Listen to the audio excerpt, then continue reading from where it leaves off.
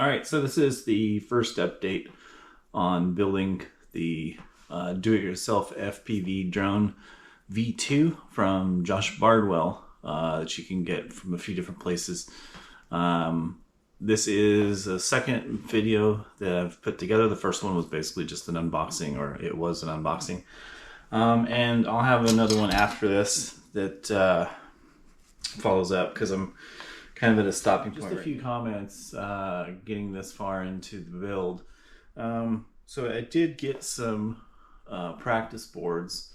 I got these off of Amazon. They're pretty cool. They actually have like a little measuring thing. There's one on one side that's metric and the other one is standard.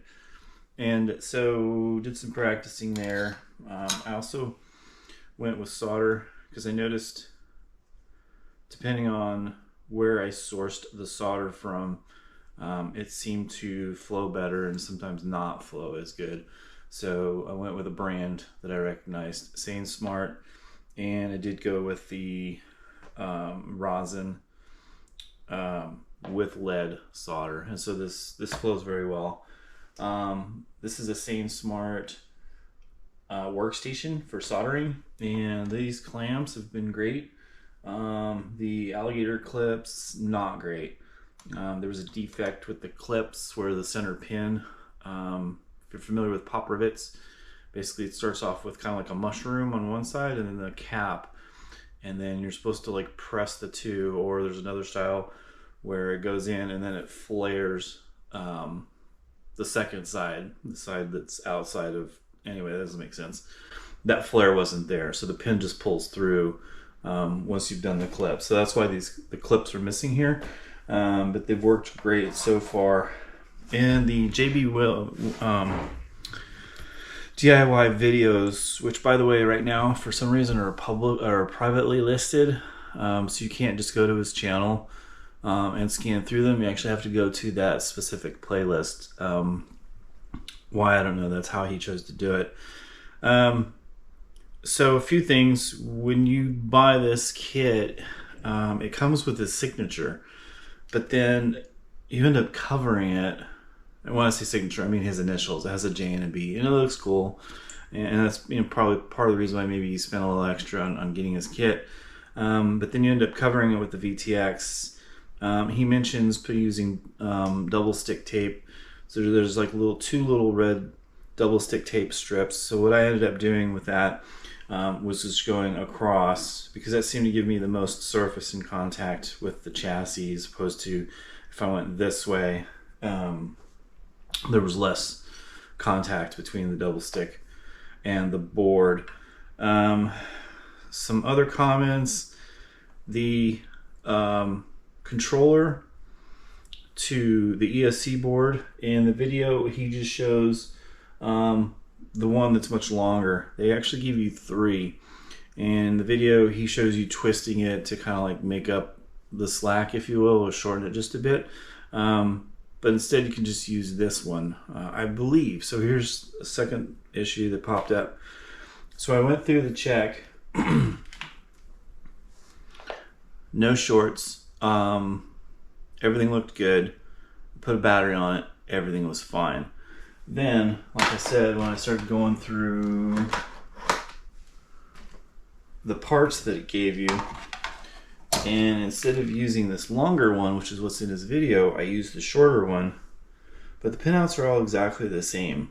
So I put in the shorter one, did all the checks again, and then when I plugged the battery in, a little bit of smoke came out the back.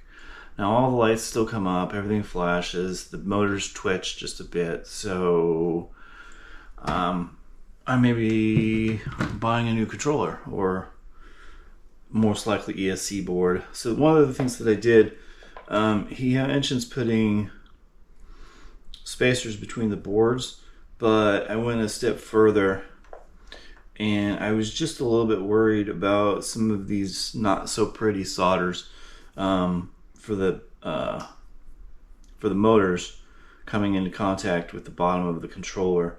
So I just put in strips of tape there. I don't know if you can see that very well. I'm turn on both lights. Let's see, where's the light control?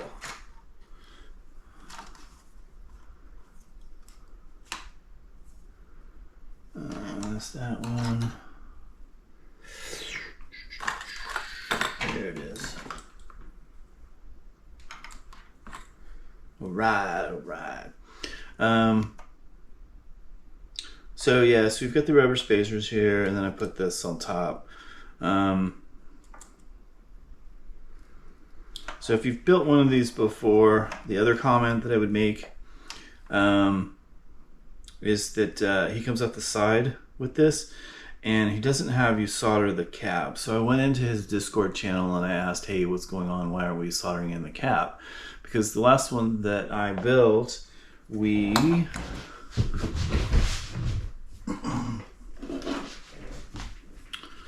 soldered in a cap at the same time we did the XT16. So I'm not sure why there we did, but in JB's we do not. So let's see, the next issue. So I bought a receiver kit. So when I bought my Radio Master Zorro, you could buy just the controller, or you could buy the controller with 2 receivers. And it was just such a small increase in cost. I figured, what the hell. And so this is what I ended up going with. Now, the nice thing about this kit, and I don't know if all of them come because, you know, I'm new to this, it came with 2 antennas. So it has a short lead and then it has a long lead.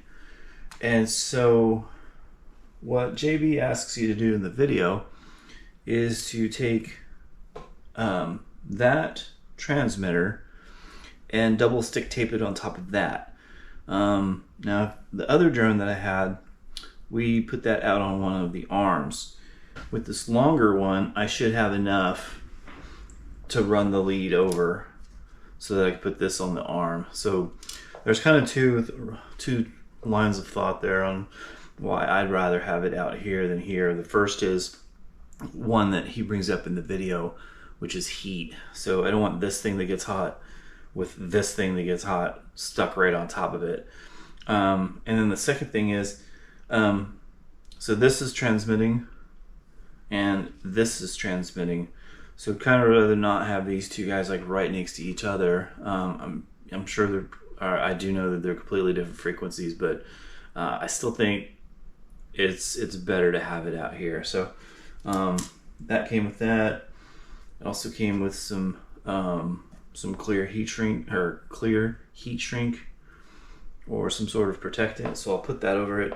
So I'm right now at a stopping point. So this is a micro USB, and the cable that you're going to use to program for Betaflight needs to be bidirectional. I think the ones that I've got, or the only one so far that I've found, was not data. It was power only. So I ordered off of Amazon today a micro USB connector. I'm also running Betaflight on Ubuntu. So I've got another video. I'll put a link in the description. If you're running Ubuntu and you want to put Betaflight there, I think I'm going to go ahead and finish this the way that JB has in his tutorial, but I think somewhere down the road I might take this stack out and put in the SpeedyBee. I like the fact that it's got the better, in my opinion, better USB connection. It also has Wi-Fi built into it, so you can connect directly to your flight controller. And the soldering, I think the pads and the solder points on my SpeedyBee, they were just so much easier. And speaking of soldering, this workstation has been great. So what I'll do is I'll line up the board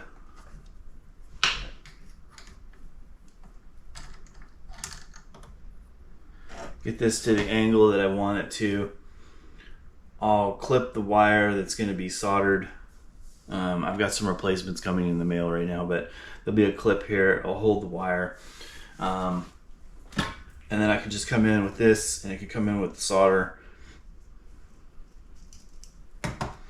and everything's stable. And even if I'm getting a little shaky, I can always put my arm on this, and you know, and it's super stable. So I've been tinning the wires, and I also got some new tips. The last tip that I had, when I put the solder on, it was almost like water and oil. When the solder would hit, it would kind of race away from the tip. So that made me think that this tip was done. But it would clean up, so I could run it across the brass, and it would get shiny. But as soon as I put any kind of solder on it, it just didn't look right. So I went online, I found the best tips that had the best reviews. These were it, and so I swapped them out. So next step forward after this is to program the channels, I believe. I'll have to go back and rewatch his videos. Do that, and then put the camera. So this is the front and this is the back. So the camera goes on next. And then after that, I know it does some programming because if you follow his videos, he puts the chassis together last. So I don't know. That's part of why I was a little bit perturbed whenever smoke came from this, because you know, everything's going to be moving until you lock everything down. So yeah, that's it. So anyway, so far it's been going well, and I'm happy with the kit. So thanks for watching, and please comment, like, subscribe, and as always, thanks for watching.